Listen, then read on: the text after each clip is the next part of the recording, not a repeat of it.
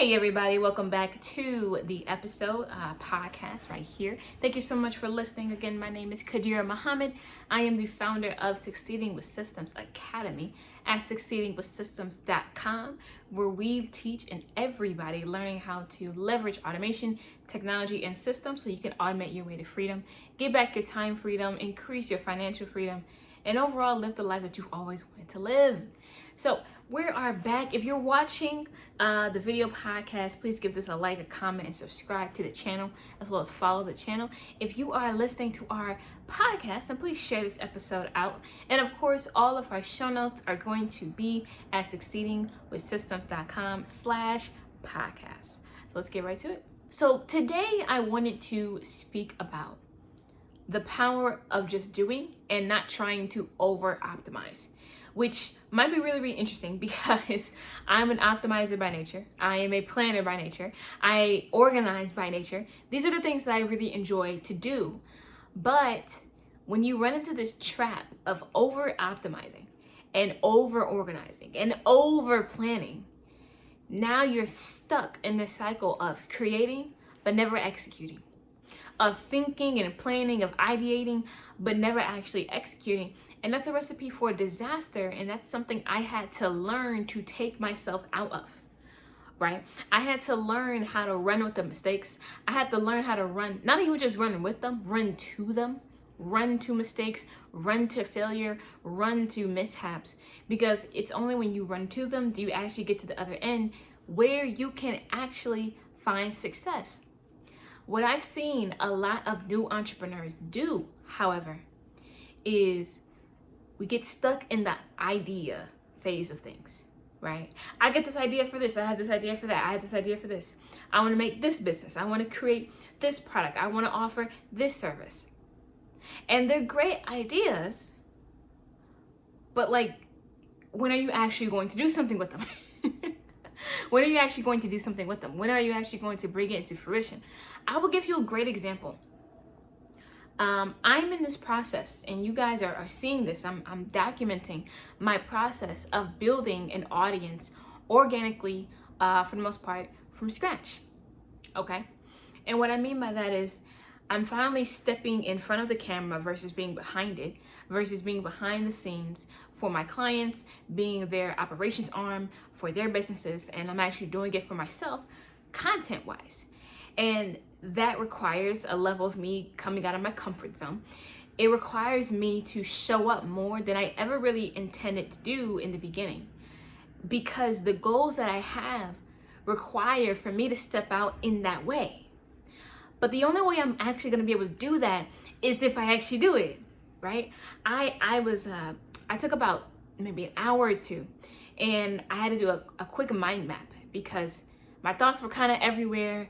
I had a lot of ideas. I finally figured out, oh, I can do this, I can do that, I can do that, I can do that, right?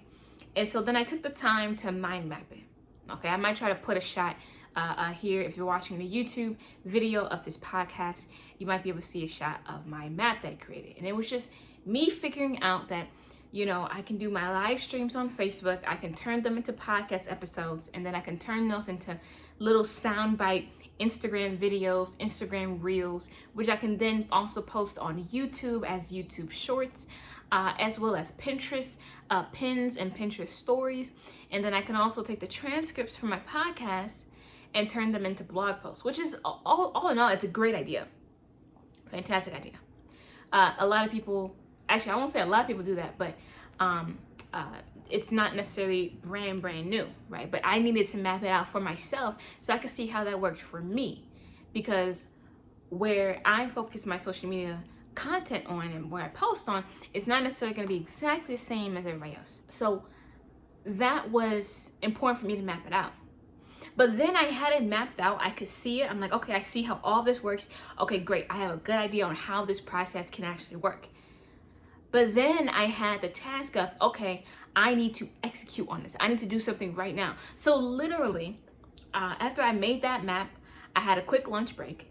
And then I came back to it, had a client meeting, and I was like, all right, we need to actually do this so that way we can take what we just took out of our minds, we put it on paper, now we got to put it out here, right? I got to actually do this now, right? And that also means I need to be making podcast episodes, and I need to be doing live streams on like Facebook and whatnot. And what I did is I scheduled out live streams in a bunch of Facebook groups that I'm a part of. I already scheduled them out. I made events for them. I put them on my calendar, and I created the events in the Facebook groups themselves so people could start getting aware of it, because Facebook is going to remind them of my event. Okay.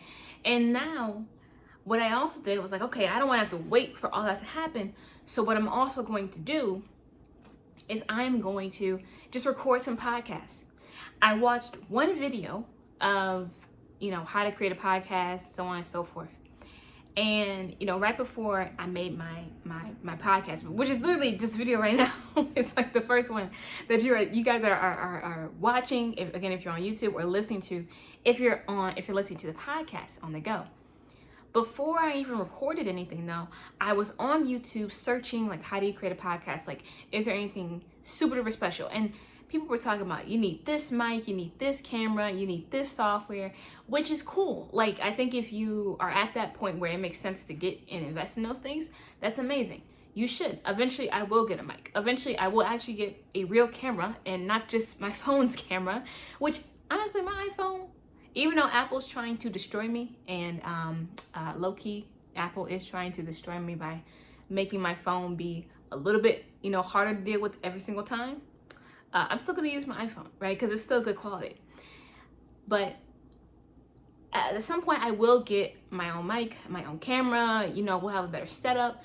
You guys see my background here. Again, if you're watching the videos, I'm going to also improve my background by my desk. So we're going to do all those things, right? But when I was watching these videos, I started getting levels of anxiety, because I'm looking at these videos and I'm like, wait a second. I got to get a mic. Okay, that's money. I got to pay for a mic. I should pay for a camera, but I don't know how to use mics and cameras. To be honest, I used to know how to use like my Canon cameras way back in college. I say way back as if I didn't just graduate 3 years ago. Sorry, not way back. It was a few years ago. That's it. But I used to know how to use cameras that well. I guess I'm like, okay, I gotta learn how to do that again. They're talking about this software. I'm like, I don't really want to learn how to do podcast software. I don't want to do any of that. So I'm listening to this and I'm like, wait a second, hold on. This is too much information, right? TMI, too much information. Not because it's bad, but because it's too much. And my goal right now is just to execute. My goal right now is just to do. Because if it's one thing about me, I'll create the process later. And I really believe that the ability to execute on plans oftentimes is more important than the plan. Now, most entrepreneurs, I think, are a bit of the opposite of me. You all go, and then you'll plan later, which can still bite you, right? It can still have a negative consequence attached to that. But you also don't want to over plan and have no execution. You got to test stuff out. So jumping back to that video that I was watching, I turned it off. I went on my computer. I jotted down 10 podcast topic ideas that would be great for the Succeeding with Systems podcast. And I jotted down those ideas. I picked the first one I found the most interesting, and it's this topic that I'm actually talking to you all about. This is kind of Inception, honestly. It's a little bit Inception, right? Because I jotted it down. I'm making the video talking about how to execute, and the video is proof of my execution, right? And the podcast is proof of my execution. None of this is perfect. I'm literally on my phone. I have a tripod that I didn't steal from my best friend. I just may have took it, and I said, we'll do a trade-off somewhere else. It's a tripod for the video, but it's really just a phone. And that's it. And what I'm going to do is I'm going to edit the video like I edit my other YouTube videos using an app on my phone. And then once the video's done, I'm going to extract the audio, and then that's going to be it. And I'm going to upload it to Anchor probably. And that's how you all are probably listening to this podcast right now, right? If you're not on the YouTube. You don't want to over-optimize when you haven't even started. I had somebody else who reached out to me, and I might make another episode about this later. I had somebody who reached out to me, and they were just in beginnings of starting their business, and they were talking about, they haven't really started either. They haven't really gone anywhere. They haven't really done anything. And they were reaching out to see if I could help them with their processes. And I told them, I said, look, I can't help you one-on-one because you haven't even started. There is no process for me to build around. You haven't started. Now, if you're a veteran entrepreneur, right, you've owned multiple businesses or you've been a part of multiple businesses, then maybe it makes sense to hire somebody like me to go ahead and jumpstart your processes, because in that case, you know how the entrepreneurship and business game works. So you're not learning it from scratch. While the person I was speaking with, they didn't really know the business world like that. They were trying to get it up, which is nothing wrong with that.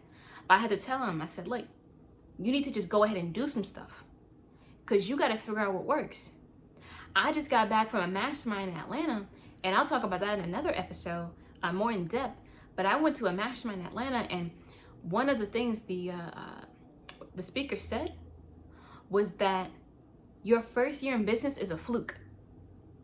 You can't really make any real decisions in your first year in business. She said, truth be told, you can't make any real decisions about your business until 3 years in. And I was like, wow. Because this is my 4th year in business, and I still feel like I'm just starting. There's just so much that I could have did better. There's so many things I'm trying to fix. There's so many things I'm trying to start now. And it'll keep going because, this is just what I love to do. But she said the first year in business is a fluke. You just got to try a bunch of stuff and see what works. And not everything's going to work.